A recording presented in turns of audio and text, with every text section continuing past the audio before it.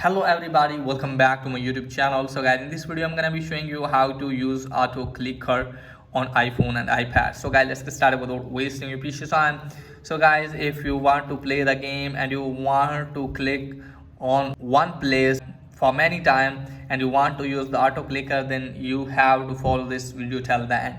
So first of all guys, what you have to do is just simply have to launch the settings app in your device and then scroll it down, and you can easily find here guys accessibility. From here guys, scroll it down, you can easily find here guys switch control, tap on that. From here guys, you can easily find here switches.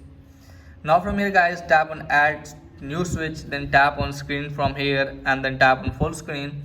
And from here guys, what you have to do is just simply have to tap on tap, and from here guys, what you have to do is just simply have to go back.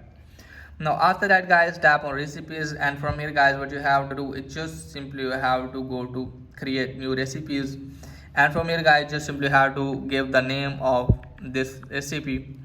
Let me give the name, so you can give the name and then tap on assign switch, tap on full screen, and from here guys, tap on custom gesture, and here you have to tap. Okay guys, so guys, if you want to tap or want to use the screen here, then you have to tap like this.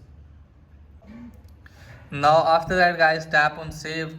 Now after that guys, what you have to do is just simply have to go back again, go back, and just simply have to go to settings menu, and then you have to scroll it down, and you can easily see here guys accessibility shortcut. Scroll it down and you can easily find here guys switch control.